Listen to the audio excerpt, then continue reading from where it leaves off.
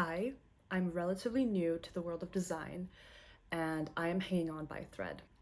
Just kidding, but no, it's tough. No one told me about these disclaimers that I feel like we should be talking about more in the design industry, or maybe even as Generation Z as a whole, as we're marinating deeper into adulthood and starting our careers. To quickly introduce myself, hi, my name is Anya and I'm trying to break it through as a graphic designer. I wanted to dive into content creation for the longest time.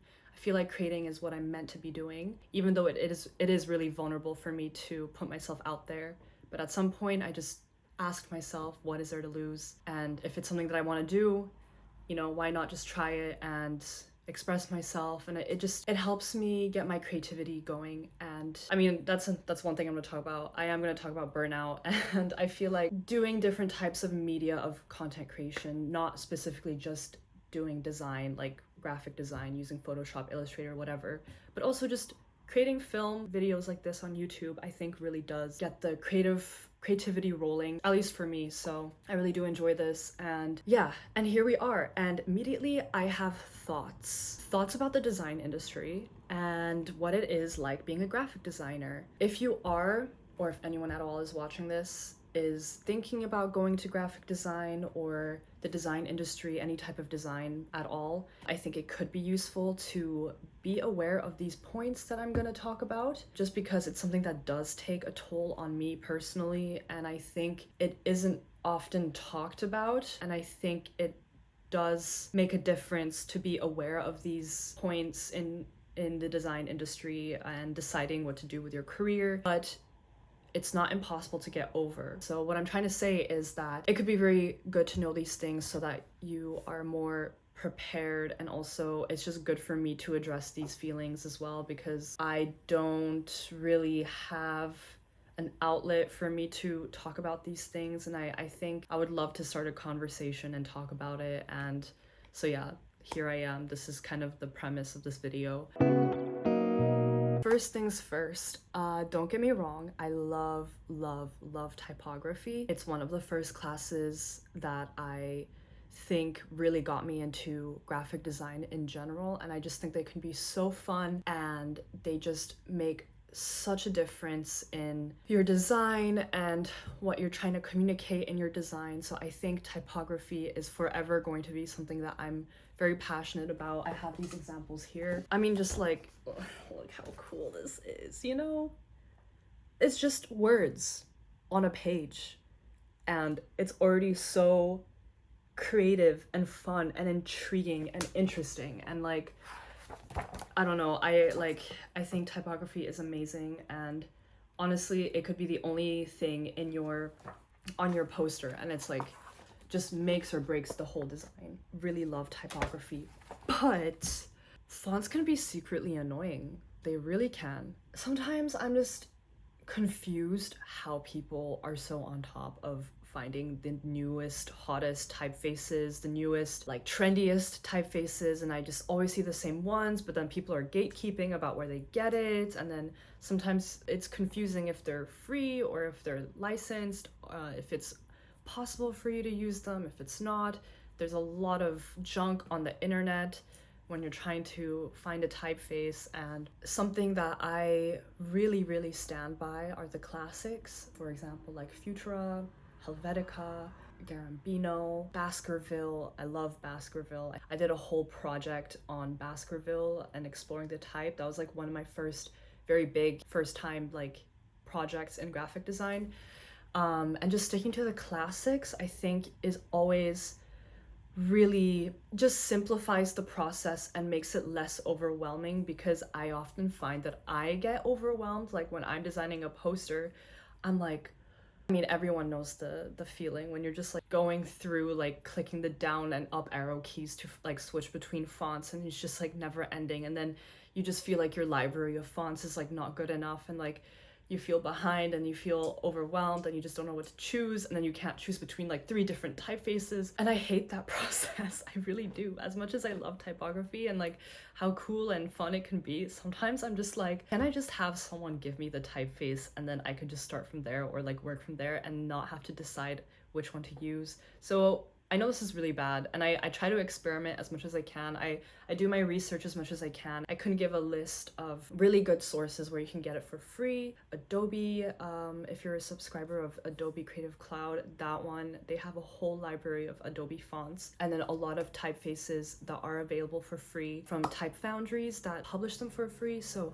I think those are really, really good sources to just start and slowly get to know your library, you know? Like, you don't have to add like 20 at a time, because then often it would result in this constant search of like which typeface to use. So that's just like a small thing. I just wanted to start with like the smallest thing about design that I feel like sometimes we pretend like typography is always fun, but personally to me, there are moments where I just dread looking for that one typeface. And also, I guess I never really hear about people talking about how overwhelming it can be, the constant need to find the next typeface. By the way, really unrelated, if you are a Google Chrome user, by the way, nothing in this video is sponsored because this is my first YouTube video ever, or first YouTube video like actually trying. Yes, there's this amazing Chrome extension that I have called MUZLI. Yeah, it's basically a design inspiration hub. Essentially every day it updates and you get new really cool websites that are featured on the front page, and sometimes it's really cool to just be exposed to all these kinds of different portfolios and projects. And yeah, anyway, that was just a small note. I think it's really cool and you should download it for your Chrome. So this brings me to my second point. Needing to know how to do everything as a graphic designer nowadays. My goodness. I feel like I'm not the only one. I feel like this is definitely something that's maybe becoming an issue. Perhaps some people don't see it as an issue, and I definitely do agree that there are pros to this concept. For instance, like, it does expand your horizon. You learn new skills, you learn new softwares, you learn how to do Premiere Pro, After Effects, or whatever, or animation blender, or whatever. However, sometimes it's just like all too much, you know? People think that graphic designers are magicians, and although sometimes I do feel like a magician, I think our jobs are very, very cool. People think or have this assumption that we know how to do everything. If you're a graphic designer, that means you're a film editor, a photographer, photo editor, website designer, user interface and user experience expert, just the full package, film director, creative director. And while I do think that it can be true, I think we are a very versatile, like, we do have a very versatile career, and it can be very fun and exciting. And I really like getting projects that do include animation because it gives me a chance to work on something other than 2D things. Sometimes I think it does get out of hand and it does lead to burnout. And I think burnout is probably the biggest issue that I deal with to this day. And yeah, I think as a designer, we need to be better about setting boundaries and being like, listen, I can't design an entire 3D movie for you. Like, that's just not my expertise. Please hire a animator. Sometimes I feel like people have this conception that graphic design equals social media creator. So then they just expect you to magically be an amazing copywriter and know how to be a good marketer. And while I do agree that with graphic design, you do pick up on these skills a little bit, you are not an expert in this. Your expert is to communicate with visuals in an effective way. I think people forget about that and they just try to be cheap and just want kind of like a one in all package in one person, and they just pick, oh, graphic design, yeah, they know how to write things and publish things. And I'm not saying that graphic designers can't be those things, it's just like people come with the assumption that they generalize that all graphic designers are this way. What they really should be doing is looking for a designer that explicitly says that they have these skills, or they could just go to a copywriter. And I think because the demand for this one and all package is growing, it's putting all this pressure on designers in general to catch up and float above the water, to be able to know these things so that they do get hired and they're not really left behind, right? So it's just this constant need to keep up with technology, to learn new softwares. I feel pressured to start to learn Blender, you know, because that's like the new almighty thing right now. And also like learning how to use generative AI and like Photoshop, and it is an amazing tool, by the way. But it's like it's a lot to keep up, and like I feel like sometimes I'm getting drowned. Needing to know how to do everything these days, it does lead to burnout, and I think that is a huge problem. So the third point is kind of related to the second point. Sometimes it's easy to take advantage of creative people. This doesn't only involve graphic designers, but I think it involves the creative industry as a whole, as an entirety. This translates, I think, in both personal life and work life. I mean, it's the classic, can you design something for me? Can you do this for me in 1 hour? I do my best to always design for my close friends and family for free. However, you do have the occasional acquaintance just kind of lurking in your DMs, and they're just like, hey, can you do this for me for free? And I think people seriously underestimate the work that goes into the creative process. It really takes so much brain power. I mean, I have days where I feel like after a full day of designing, like 9 to 5, the next day I need to turn my brain off and I cannot think anything creative at all. It does take a toll sometimes if it's very demanding project or work, or requires the deepest degree of creativity in my brain. Non-creative people, or people who don't really understand the creative process, can't seem to understand that, and that just leads to a lot of demands and not considerate of how long it takes as well. There's the research, there's the revisions, there's the brainstorming, the creativity itself, the inspiration, the mood boards. It's a lot. It takes a lot of time. I would even argue the initial the initial phase takes sometimes longer than the actual creation phase, and people only look at the creation phase as the only time spent, but then you have this whole chunk of time before that is completely missed out. So then that also leads to low pay. And I think creative jobs are severely underpaid entirely because of this underestimation. Sadly, what I see, and I think I'm a victim of this as well, is that people sell themselves really short and they set prices really low. And then of course, because the market is so oversaturated, you feel like you can't shoot yourself so high or price yourself so high because you're going to lose the opportunity, because there's other people underselling themselves. So then you feel like you have to undersell yourself too. And then I just think it's just this massive accumulation of imposter syndrome. And then people who hire or are looking for creatives are just taking advantage of that, and they're just like, yeah, I'll take you because you're underselling yourself, so I'm gonna take you because your skills are a higher value than what I'm paying for. So that's a great deal for them. I saw this article that I found on Medium. I mean, this article is from 2015. It's quite old, but I think what's funny is that 10 years from now, almost 10 years, it's still quite relevant. You have pay by experience level for graphic design. You can just see the curve. This is from entry level, mid-career, experienced, and late career. And it's not a huge difference between late career and entry level, to be honest. I think this is quite low for someone that is 20 years deep into the industry. And I think it just really highlights this problem of how underpaid this job can be. I'm biased, right? I think graphic design is an incredibly important job. I mean, every company needs a designer, every single one. A company cannot exist without design. It's just, you need a brand. Yeah, I find this so funny. It says this should make you want to vomit. this is not the pay progression you would expect of a profession that often requires a degree. It's arguable now. I think that's kind of changing a little bit, but still, I am someone who has a degree as well. But expensive equipment and software, this is true. So yeah, I think it just really highlights like the issue of like taking advantage. Perhaps that's why content creators or content creation is becoming so popular now.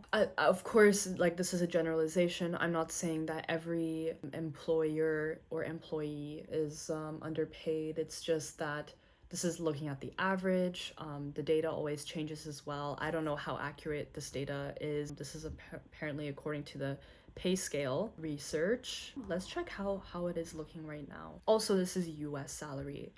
It's different for every country, but I think the US is a good starting point to look at. Like, okay, so I see 50,000 per year is the average 2024. Well, you have to take inflation to account as well. So anyways,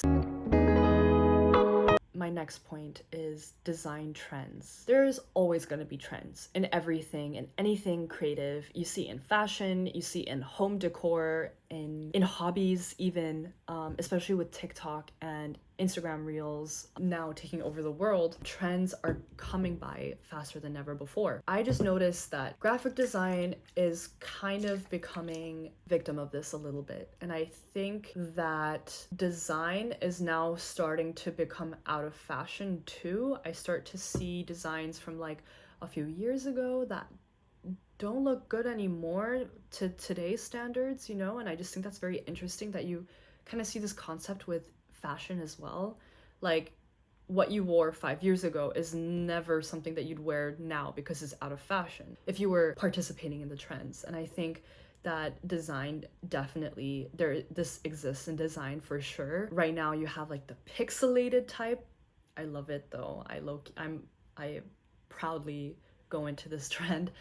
And you have like the chrome effect right now, and like the minimalism and the gradients. The gradients are kind of getting a little old for me. And it's like always this grainy texture, and I just don't know how I feel about that anymore because I feel like it's overused, and there's always like the gradients with like a circle around. You know exactly what I'm talking about. I'm just noticing that as well. And also Instagram Reel trends are a thing, and it's just so funny when I'm like going through my explore page and I see like 10 of the same Instagram Reels. It's always like right now, what am I seeing a lot of? I'm guilty of this, so I'm gonna call myself out. I only have one reel of this because I just recently started Reels, so I only have like 6 reels on my Instagram so far. But favorite typefaces, and it's so funny because it's like my most watched reel so far. And I hate that it works. I hate that you have to play into these trends to get exposure. And I did get some followers from it, but I'm trying to be more like authentic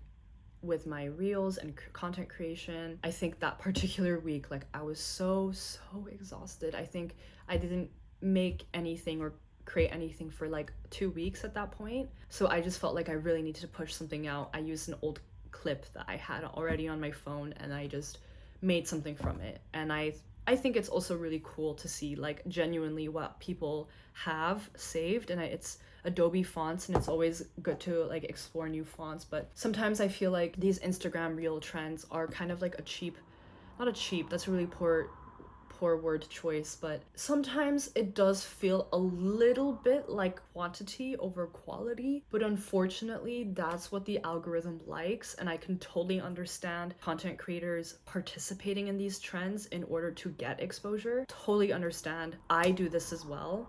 I'm not criticizing anyone of doing this. I'm just saying that I don't prefer that this is the way to get exposure, and it does play into this growing problem of like fast graphic design trends. So my next point is, this is so interesting, like there's this article that I found from The Atlantic from 2011. These are pretty old articles that I'm finding, but yeah, what people don't get about my job, the graphic designer, and I think it's always been such a misconceived a job in general. It's a really interesting read. Yeah, I love this sentence. It's not simply pushing a button and clicking a few functions in Photoshop. It's a complicated industry with its own ecology made up of incredibly hard work individuals that is routinely undermined by its own customers. Couldn't agree more. But then the next paragraph is, I love what I do. I wouldn't change much about what I do. Some people can't go vegetarian. I can't stop thinking or practicing design. Totally agree. I love this job so much. I can overlook this underappreciation. Yeah, so that actually leads me to my next point. Underappreciated and overworked. Another thing, with the rise of Canva.com. Okay, let's go into Canva actually. I want to see this. Don't get me wrong, I use Canva sometimes for really fast projects. Sometimes I just go in there and it's just like super fast. Like there's already a template and I am also like knowledgeable in design, so I can tell what's a good template and how to change it to make it look even better. And it's also what I really like about it is like it's really good for people who can't afford to hire a designer, you know? Having this for self-made business people, or they're just starting out in business, startups, I think it's great. I think it's really accessible. I think it's really easy to use. It's user-friendly. I love that this exists for people like that, and even for people like myself who need something quick. I think it's a great tool. However, some people are under the impression that because Canva exists, they don't need a designer when they should. I hate to break it. I really hate to break it. If you own a business and you don't want to hire a designer, if you are able to afford a designer and you don't want to hire a designer because you think you can get by with Canva, I'm sorry, I hate to break it to you. It's obvious when you use Canva. I mean, sometimes I go on like Instagram accounts of businesses and the brand is very poorly put together. They're using templates from canva.com and it just comes across as very not well thought through, and the brand doesn't come across very strong. And I think people underestimate the power of brand. I think brand is ultimately what gets people to trust you, the consistency and the legitimateness of your brand. It just seems more legit and established and credible. And if you're lacking in that and you're using random templates on Canva, it really defeats and sabotages your whole brand that you worked so hard to build. In that regard, I am not a fan of Canva, and I think that's why people underestimate design, because they just think, oh, you know, design is aesthetics and it's pretty, and Canva has pretty templates, so boom, done. I can do Canva. I don't need a designer. But you need a designer because they are an expert in translating your mission statement or your values as a brand and turning it visual for people to digest. This is what we do. We are not here to just make things pretty. While it is part of the job, we want to make aesthetically pleasing design so that it's attractive. That's not all that we do, and so Canva is not the solution to your brand identity. So my last point, I think this is the biggest one, it's burnout. I don't think this is graphic design specific as well. I think this is really a huge thing for any creator. You hear it a lot on YouTube. You hear it a lot from fashion designers, from business owners, from whatever, from graphic designers, photographers. Burnout is real, and I'm experiencing that myself. Trying to find this work-life balance. I mean, I'm not even going to talk about design specifically. I'm just talking about life in general. Finding even the time to cook for yourself, to get up from bed, to make your bed, to do the laundry, to do the dishes, to keep this image of this perfectly put together human being, to eat healthy, to never order takeout food, to go to the gym twice a week. That's my goal. I try to go twice a week, but sometimes I have those weeks where it's literally physically and mentally impossible for me to go. If anything, I go once a week, but like sometimes I gotta sacrifice my gym time and I need to dedicate some self-care time because otherwise I will burn out, and I have burned out before. I had a massive burnout after my graphic design degree that I actually didn't design or make any art for 2 years straight. This was a massive gap. This was mostly during the pandemic actually, which is ironic because the pandemic I think cultivated a lot of creativity for people, because that's how they spent their time. But for me, it was the complete opposite. I just burned out completely, and I just kind of wasted my time during lockdown. And I try really hard to keep up this image that I really want to be, and this vision board that I have. It's hard, and I have to remind myself that days will never go like this, but it's gonna look like this. But I am proud of myself. I think I'm doing so much more this year than I ever have in any year, and I'm excited and I'm full of life. I feel this sense of like fullness in my life because I'm pursuing the things that I want to do, and I really want it, and I feel excitement, but sometimes I just need a breather. I need a break from design. I try to do this every Sunday. I dedicate that time for rest.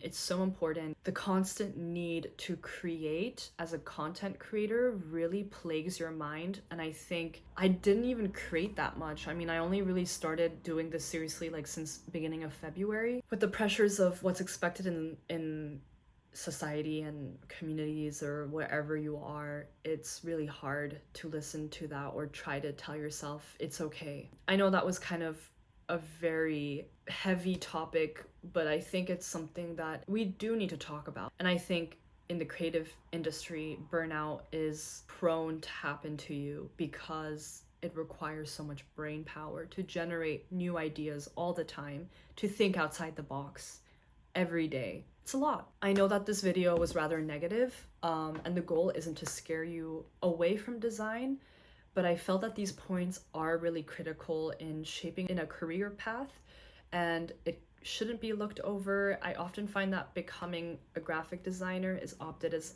a plan B sometimes, and it's so easily labeled as like, oh yeah, anyone can be a designer.